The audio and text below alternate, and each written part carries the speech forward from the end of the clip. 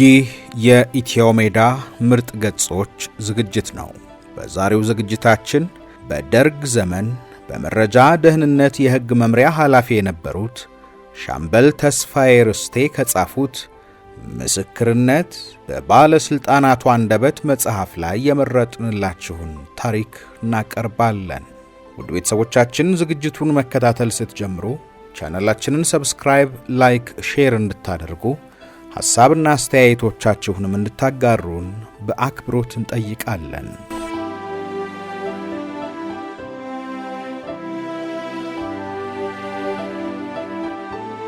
አሳዛኙ የአፄ ኃይለ ሥላሴ መጨረሻና የደርግ መንግሥት ምስረታ ዋዜማ።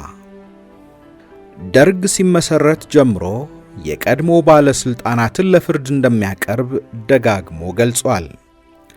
በተለይም ከ200,000 በላይ ሕዝብ ለፈጀው የወሎ እልቂት ተጠያቂ የሆኑ ባለስልጣናትን ጉዳይ የሚያጣራ መርማሪ ኮሚሽን አንደኛ ፕሮፌሰር መስፍን ወልደ ማርያም፣ 2 ዶክተር በረከት አብ ሀብተስላሴ፣ 3 ዶክተር ጀሃድ አበቆያ፣ 4 ዶክተር መኮንን ወልደ አማኑኤል፣ 5 አቶ አሰፋ ሊበን፣ 6 አቶ ዘነበ ኃይሌ፣ 7 አቶ ሁሴን እስማኤል፣ 8 አቶ ጌታቸው ደስታ፣ 9 ኮማንደር ለማ ጉተማ ከባህር ኃይል፣ 10 ኮሎኔል ነጋሽ ወልደ ሚካኤል ከፖሊስ፣ 11 ሻለቃ ለማየሁ ስዩም ከምድር ጦር፣ 12 ሻለቃ አድማሱ ነጋሽ ከምድር ጦር፣ 13 ሻምበል ምትኩ ደምሴ ከምድር ጦር፣ 14 ሻምበል ሰላም ህሩይ ከብሔራዊ ጦርና 15 አቶ መዋል መብራቱ በአባልነት የሚገኙበት ኮሚቴ በአዋጅ አቋቁሞ ሥራ አስጀምሮ ነበረ። ከመርማሪ ኮሚሽኑ ጎን ለጎንም የቀድሞ ባለስልጣናትን ጉዳይ የሚያይ 2 ደረጃ ያለው የወረዳና የጠቅላይ ፍርድ ቤቶች ልዩ የጦር ፍርድ ቤት አቋቁሞ ዳኞችንም ሾሞ ነበረ።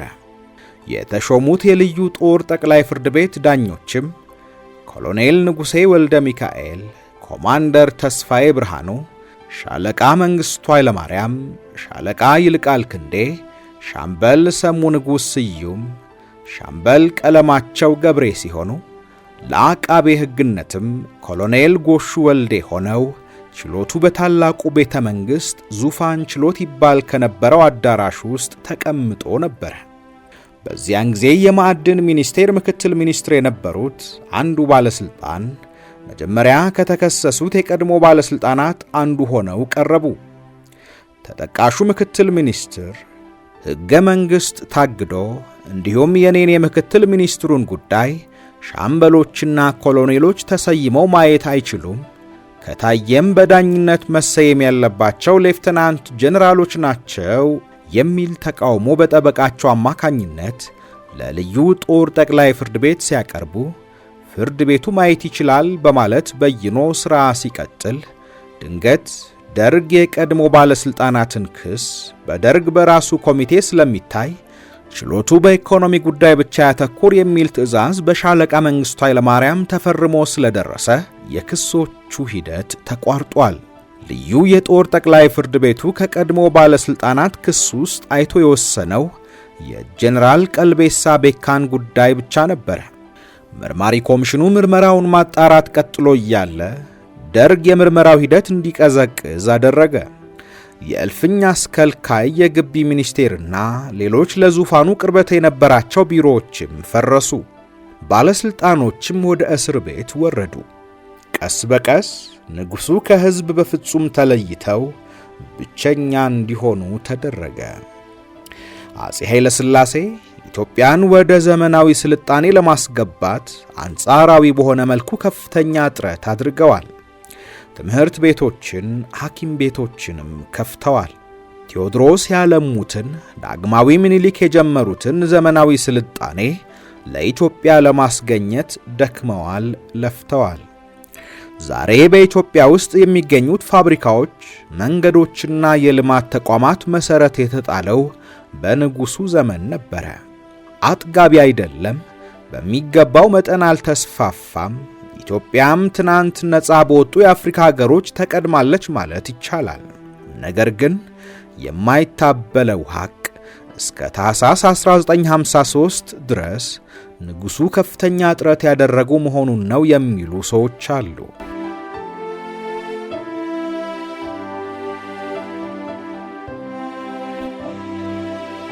ንጉሥነት አበቃ። በዚህ ወቅት የንጉሡን አስተዋጽኦና በጎ ሥራዎች ለማውሳት ጊዜ አልነበረም። ለደርግ አስፈላጊውም አልነበረም።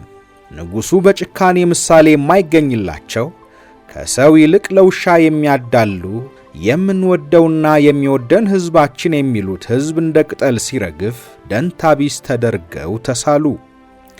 ደንታቢስነታቸው ግን እውነት ነበረ። ንጉሡና ባለሥልጣኖቻቸው በወሎና በሌሎች የሰሜን ጠቅላይ ግዛቶች የተከሰተው አሰቃቂ ድርቅ ሲሆን እንዳይደርስ አስቀድሞ ዝግጅት ማድረግ፣ ካልሆነ ደግሞ ሲከሰት ሕይወት ለማትረፍ ከመጣር ይልቅ በአገር ውስጥም ሆነ በዓለም አቀፍ ደረጃ ለመሸፋፈን ጥረት ተደረገ። ነገር ግን ግዙፍ ሆኖ የተከሰተው የወሎን ድርቅ መደበቅ አልተቻለም። ደርግ ይሄንን የድርቅ ሁኔታ ቲያትራዊ ቅርጽ ሰጥቶ ለሕዝብ አቀረበው፣ ንጉሡንም በውል ወነጀለበት። የሚገርመው ግን ድርጊቱን በኋላ ደርግም ደገመው። አንበሳ አውቶቡስ የሕዝብ ማመላለሻ የአክሲዮን ማኅበር፣ ቅዱስ ጊዮርጊስ ቢራ ፋብሪካ፣ የቀዳማዊ ኃይለ ሥላሴ የሽልማት ድርጅትና ሌሎችም የንጉሡና የቤተሰባቸው የግል ጥቅም ማጋበሻ መሆናቸው ቀስ በቀስ እንደ በቆሎ መሸፈኛቸው እየተሸለቀቀ በመገናኛ ብዙሃን ይፋ መደረግ ጀመረ። በነሐሴ 1966 መገባደጃ ላይ የአስተባባሪ ኮሚቴው አባላት ጠቅላላ ስብሰባ አድርገው ንጉሡ ከሥልጣን ይውረዱ ወይስ አይውረዱ በሚለው ሐሳብ ላይ መወያየት ጀመሩ። በአስተባባሪ ኮሚቴ ውስጥ በቁጥር የሚበዙት ወታደሮችና ባለሌላ ማዕረግ ነበሩ። መኮንኖች አነስተኞች ሲሆኑ ከጠቅላላው የደርግ አባላት 35 በመቶ አይበልጡም ነበረ። ሆኖም አንድ ሰው አይሎ በውል ተደማጭነት ሳያገኝ መሪና ተመሪው ገና ባልታወቀበት ወቅት የወታደሮችና የባለሌላ ማዕረግ የደርግ አባላት ድምፅ ወሳኝነት ነበረው። ኃይለ ሥላሴ ይሙት እያለ በራሱ አባት ተክቶ መሃል ላይ ደረድር የነበረውን ባለሌላ ማዕረግ እምነት በውል ሳያስለውጡ ንጉሡን ከሥልጣን ለማውረድ ውይይት ሲጀምሩ ትልቅ ፈተና ነበረ። ይሄን የአብዛኛውን የደርግ አባላትና ምናልባትም የአብዛኛውን የኢትዮጵያ ሕዝብ አመለካከት በስልት ለማስለወጥ ስለታቀደ ይመስላል ለንጉሡ የጭቆናና የግፍ የበደል ታሪክ ትኩረት ተደርጎ በጥንቃቄ ፕሮፓጋንዳ ዘመቻ ተሰጠው። የአብዛኛውን ቅን ግን መሐይማን የሆኑ የደርግ አባላት አስተሳሰብ በማሻከር አስለውጦ በንጉሡ ላይ እንዲነሱ ለማድረግ ነበረ የፕሮፓጋንዳውና የቅስቀሳው ዓላማ። ለንጉሡ ፍጹም ታማኝ የሆኑ ለውጥ ለማምጣት የሚፈልጉ ግን ምን አይነት ለውጥ ማምጣት እንደሚገባቸው ያልተገነዘቡትን የደርግ አባላት አሰባስቦ ወደ አንድ ግብ ለማድረስ የሻለቃ መንግሥቱ ኃይለማርያም አመራርና ጥረት የሚደነቅ እንደነበረ ዛሬ አብዛኛዎቹ የደርግ አባላት በአንክሮ ያስተውሉታል። የመለዮ ለባሹ ወኪሎች መሆናቸውን የሚቀበሉት የደርግ አባላት በዚያን ወቅት መንግሥቱ ንጉሡን ከሥልጣን ለማውረድ ጥበባዊ ስልት በመከተል ጥረት ሲቀጥል፣ እኛ ንጉሡን ከዙፋን ለማውረድ ከጦሩ ሥልጣን አልተሰጠንም የምንል ነበርን። በሌላ በኩል ከውስጥም ሆነ ከውጭ የእንቅስቃሴውን መግፋትና ውጤታማ መሆን የሚደግፉ ብዙዎች ነበሩ። ልዩ ልዩ ሐሳቦች ከሕዝብ ይላክለት ነበረ። ለደርግ ብዙ ምሁራን በግንባር እየቀረቡ ምክር ይለግሱት እንደነበረ አባላቱ ይናገራሉ። አንዳንድ የደርግ አባላት በግል ከሲቪል ለውጥ ፈላጊ ምሁራን ጋር በማኅበራዊ ሕይወታችን እንገናኝ፣ ሐሳብም እንቀበል ነበረ። በተለይም ሻለቃ መንግሥቱ ኃይለማርያም ማታ ማታ ከለውጥ ፈላጊ ምሁራን ወይም ከደጃዝማቹ ጋር እየተገናኘ በተከታዩ ቀን አዳዲስ ሐሳብ ይዞ ይመጣ ነበረ። ወቅቱ አስጨናቂና ፈታኝ ነበረ። ሁላችንም በአንድ አስተባብሮ ከውሳኔ ያደረሰን መንግሥቱ ነበረ በማለት እስር ቤት ሳለው ያነጋገርኳቸው ብዙዎቹ የደርግ አባላት ገልጸዋል። ከሻለቃ መንግስቱ ኃይለማርያም ጋር ፈጥነው ጥብቅ በማለት ግንኙነት ከፈጠሩት ለውጥ ፈላጊ ምሁራን ባሮ ቱምሳ፣ ዶክተር ኃይሌ ፊዳ፣ ዶክተር ሰናይ ልኬ እንዲሁም ዘገየ አስፋውና ሌሎችም ነበሩ።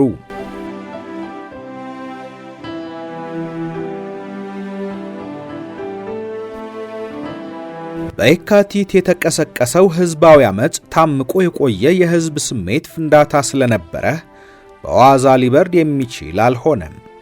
የምንወደውና የሚወደን ህዝባችን እያሉ የኢትዮጵያን ህዝብ ሊደልሉት ቢሞክሩም ታኅሳስ 1953 እነ መንግስቱ ንዋይ ለውጥ ማስፈለጉን ለህዝብ ጆሮ ካደረሱ በኋላ ችግሩ እየጎለበተ መጥቷል። መከራና ስቃይ ያንገላታው አርሶ አደር በባሌና በጎጃም አምጾ ተሸንፏል። ለጊዜው ልዩ ልዩ የህብረተሰብ ክፍል እንቅስቃሴ ማድረጉን አላቋረጠም።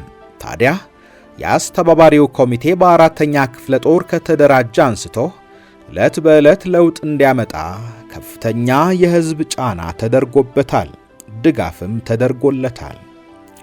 ብርጋዴር ጀነራል መንግስቱ ነዋይ መፈንቅለ መንግስት ሙከራ በማድረጉ ተከሶ ፍርድ ቤት በመቅረብ የሞት ፍርድ ሲበየንበት እኔን እንጂ ሐሳቤን መግደል አትችሉም በማለት ምንም ያልጎደለበት ሰው የወገን ብሶት አስጨንቆት ማመጹን ገልጾ ነበረ።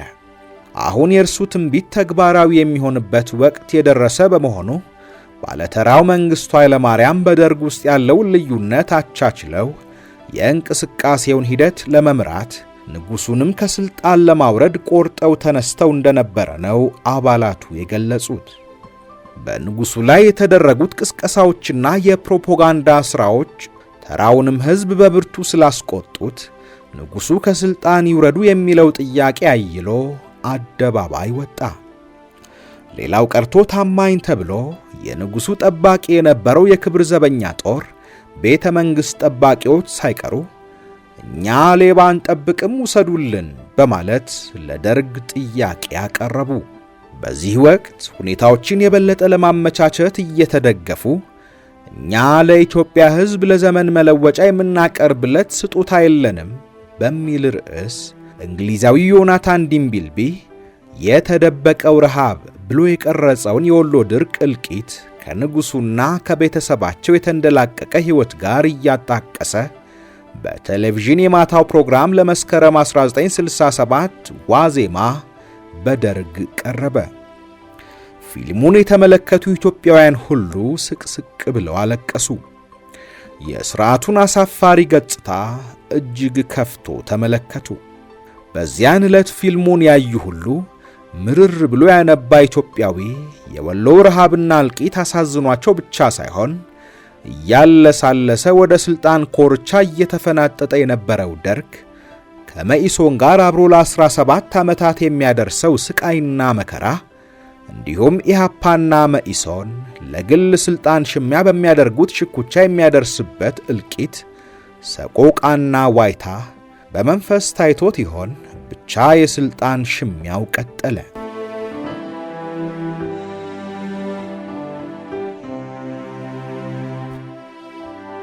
ስልጣን ፍለጋ። ስልጣን ደህና ሰንብች። መስከረም 2 1967 ጠዋት ብሔራዊ ቤተ መንግሥት ዙሪያውን በታንክና ብረት ለበስ ተሽከርካሪዎች ተከቧል። ሕዝቡም በብዛት ከአፍሪካ አዳራሽ ፊት ለፊት ካለው አደባባይ ተሰብስቦ የሚፈጸመውን ትንግርት ለማየት ይጋፋል።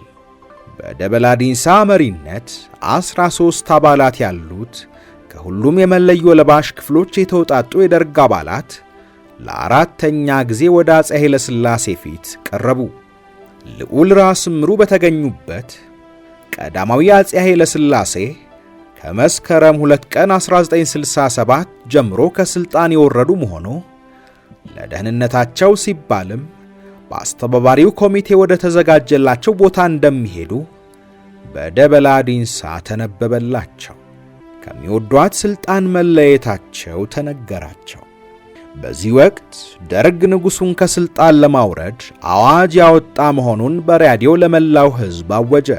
አዋጁም በመግቢያው በኢትዮጵያ የኖረው ዘውድ በሕዝብ በቅን ልቡና የአንድነት ምልክት ሆኖ ቢታመንበትም ለ50 ዓመታት ሀገሪቱን የመሩት ንጉሥ ከሕዝብ የተሰጣቸውን ሥልጣን ለራሳቸውና በአካባቢያቸው ለሚገኙ ሰዎች በማዋል አገሪቱን አሁን ካለችበት ከፍተኛ ችግር ላይ በመጣላቸው አሁን በዕድሜ መግፋት ይሄን ከፍተኛ ሀገር የመምራት ኃላፊነት ሊሸከሙ የማይችሉ መሆኑንም በመረዳት ያለውም የሕዝብ ምክር ቤት አመራረጥ ዲሞክራሲን ያልተከተለ እስካሁንም ያገለገለውም ለሕዝብ ሳይሆን ለዘውዳዊው ሥርዓት በመሆኑ የአገሪቱ መሠረታዊ ችግር የሆነው የመሬት ይዞታን የሚያሻሽል ሕግ ከማውጣት የተቆጠበ አባሎቹም ከሕዝብ የተሰጣቸውን ከፍተኛ ሥልጣን ለግል መጠቀሚያ አድርገው በሕዝብ ላይ ተጨማሪ ችግር እያደረሱ በመሆኑና አሁን የምክር ቤቱ መኖር ለኢትዮጵያ ትቅደም መርህ እንቅፋት ስለሚሆን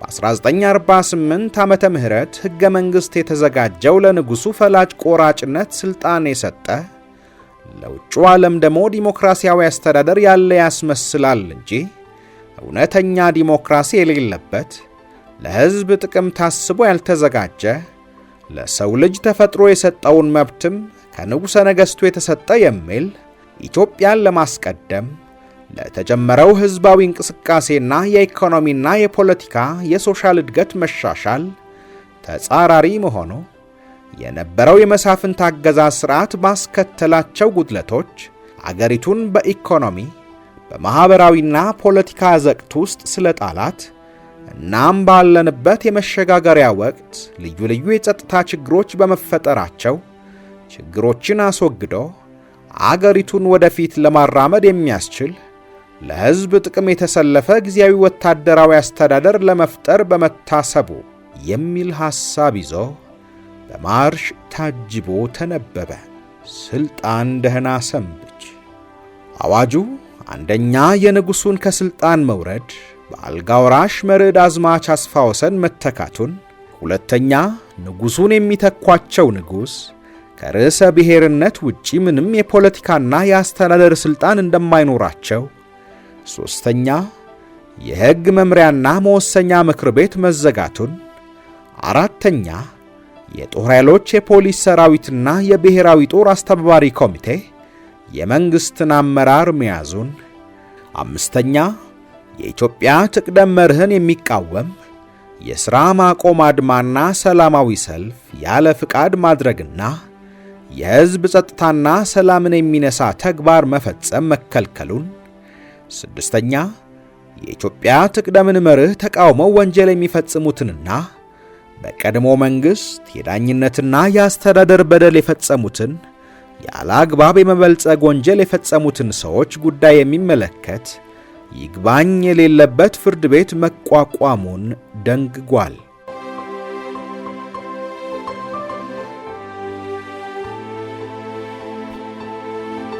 ንጉሡ ከሥልጣን የወረዱ ዕለት ውርደት፣ ዘለፋና የስሜት መሸማቀቅ እንደደረሰባቸውና እንዳለቀሱ ዶክተር ወርቁ እንደሚከተለው ይገልጹታል።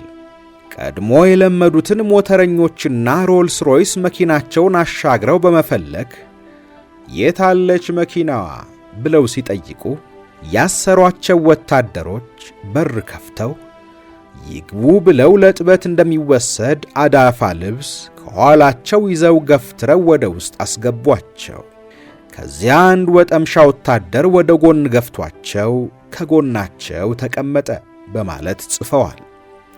የአስተባባሪ ኮሚቴው የላከውን ንዑስ ኮሚቴ አባላት የመሩት ደበላ ዲንሳ የካቲት 23 1985 ጽፈው በሰጡኝ ቃለ ምልልስ ንጉሡን ለማውረድ ምንም የኃይል ወይም ስነ ምግባር የጎደለው ድርጊት አልተፈጸመም።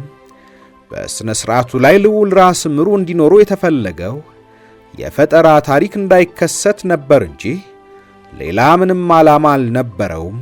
ንጉሡም አልተገፉም። በክብር ተነስተው ከመኪናዋ ውስጥ ገብተዋል።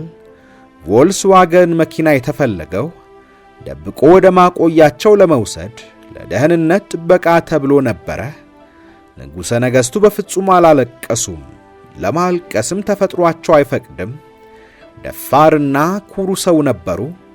በዚያን ወቅት ከሥልጣን መውረዳቸው እኮ ዱብዳ አልነበረም በማለት ከስልጣን መውረዳቸው ከተነበበላቸው በኋላ ረጅም ጊዜ ዝም ብለው ቁጭ እንዳሉ፣ የደርግ አባላቱም የውስጥ የመንፈስ ፍርሃት ስለነበረባቸው ጭምር በትዕግስት ዝም ብለው እንደጠበቋቸውና በአዳራሹ ፍጹም አርምሞ ነግሶ እንደነበረ ትዝታቸውን ገልጸዋል። አሁንም ደርግን ወክለው ንጉሡን ከስልጣን ወርደዋል የሚለውን መርዶ የነገረው ቡድን መሪ ደበላ ዲንሳ።